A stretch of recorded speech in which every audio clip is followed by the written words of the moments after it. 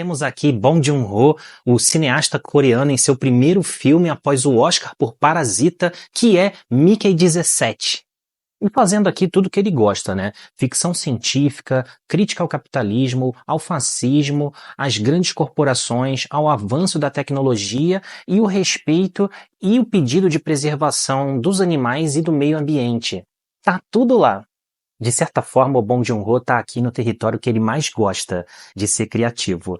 Digamos que em Parasita, que hoje o mundo está mais acostumado com o cinema que ele praticou em Parasita, nesse filme ele canaliza tudo isso que eu falei em nome de uma trama mais real e urbana. Mas Mickey 17 é o que Bong Joon-ho gosta mesmo de fazer. Eu sou Otávio Almeida e esse é o Hollywoodiano.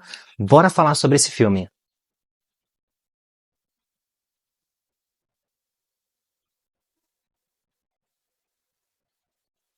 Mas antes de continuar falando sobre Mickey 17, eu quero pedir o seu apoio ao canal, deixe seu like no vídeo de Mickey 17 e se inscreva no canal sem esquecer de ativar o sininho para receber as notificações dos próximos vídeos, tá bom? Bom, pessoal, finalmente temos Mickey 17 depois de muito atraso e muitos adiamentos. É o primeiro filme dele, como eu falei, depois de Parasita, que consagrou Bong Joon-ho em Hollywood. Curiosamente, ele não voltou para fazer um filme coreano, ele faz um filme em Hollywood, distribuído pela Warner Bros. E demorou muito para Mickey 17 chegar aos cinemas, mas segundo o próprio cineasta, a Warner não teve nada a ver com isso, não teve nenhuma divergência criativa. Ele garante que teve o corte final de Mickey 17, inclusive que isso constava em seu contrato, que ele teria o total controle criativo. E segundo o próprio Bong Joon-ho, os atrasos foram por causa das greves dos roteiristas e dos atores que tomaram conta de Hollywood recentemente. E agora o mundo pode ver essa parceria entre Robert Pattinson e Bong Joon-ho. O ator interpreta Mickey Barnes em um futuro distópico onde missões de colonização espacial contam com um tripulante descartável, um clone criado para assumir tarefas extremamente perigosas. Sempre que ele morre, uma nova versão ocupa seu lugar. O número que está no título do filme indica quantas vezes o Mickey já foi substituído, quantas vezes ele já morreu. Ou seja, quando a história começa, ele já morreu 16 vezes. Eu me diverti bastante vendo esse filme, mas eu acho que a trama podia ter um desenvolvimento mais insano, mais estranho, mais esquisito. Porque assim, gente, a gente está falando de clonagem, então imagina como um diretor louco e tão criativo quanto Bong Joon-ho podia chegar, os limites que ele poderia ultrapassar explorando essa ideia sobre a humanidade brincando de Deus e tentando evitar a morte a qualquer custo. Imagina onde esse filme poderia ter ido. Aliás, imagina como seria a cópia da sua cópia da sua cópia. A tendência é que fosse uma versão muito piorada em relação à anterior e à anterior, certo? E Bong Joon-ho até insinua que vai discutir sobre esse assunto lá pela metade do filme, só que ele prefere, na segunda metade, explorar outras questões. Que é quando surge na história o Mickey 18, e se você viu o trailer, você sabe que isso não é spoiler. Mas estranhamente, o filme Mickey 17 não é sobre isso. O Bong Joon-ho, ele enche seu filme de críticas sociais e políticas que são mais importantes do que a ficção científica em si. Então, os reais significados dessa trama são mais importantes do que você tá realmente vendo a história que você tá realmente acompanhando. Mickey 17 é sobre os Estados Unidos, é sobre o capitalismo, é sobre o Trump, o personagem político do Mark Ruffalo, simboliza um político ambicioso, insano e patético que lembra muito os trejeitos do Donald Trump e um político de extrema direita. O personagem do Mark Ruffalo é exageradíssimo.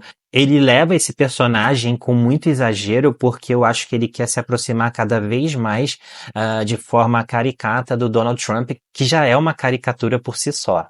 Aliás, o Mark Ruffalo tá tão exagerado, mas tão exagerado que eu acho que ele perdeu o tom.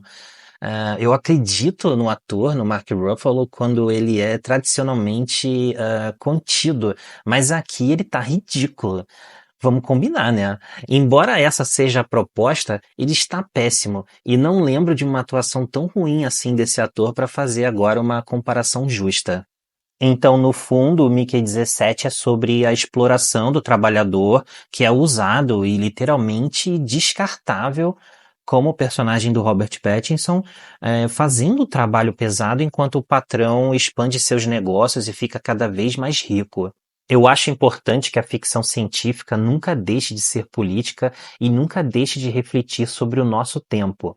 Mas o Bong Joon-ho vai deixando de lado aos poucos essa dinâmica entre o Mickey 17 e o Mickey 18, vai deixando de lado a comédia física na qual o Robert Pattinson se sai muito bem, que era, na minha opinião, o grande diferencial do filme. O Bong Joon-ho insere muito bem o pastelão no meio do horror.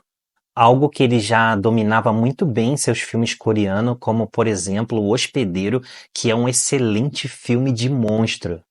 Só que na reta final do filme, todo esse aspecto é deixado de lado para dar lugar a mensagens sociais e uma sátira política.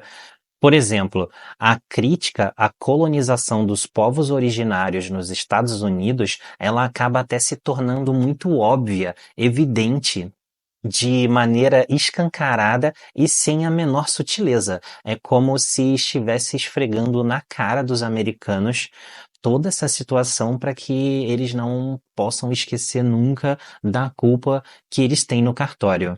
Eu prefiro quando essa crítica é mais sutil, mas às vezes, em alguns tempos, ela precisa ser desenhada para que o público realmente entenda, e eu entendo a opção criativa do Bong Joon-ho, porque de tempos em tempos isso é necessário. Agora, eu não posso encerrar sem falar de Robert Pattinson, que é um dos melhores atores de sua geração e que aqui entrega mais uma atuação incrível, e ele que geralmente é classificado como um ator contido, aqui ele dá uma de que parece que ele tá no elenco de Os Três Patetas.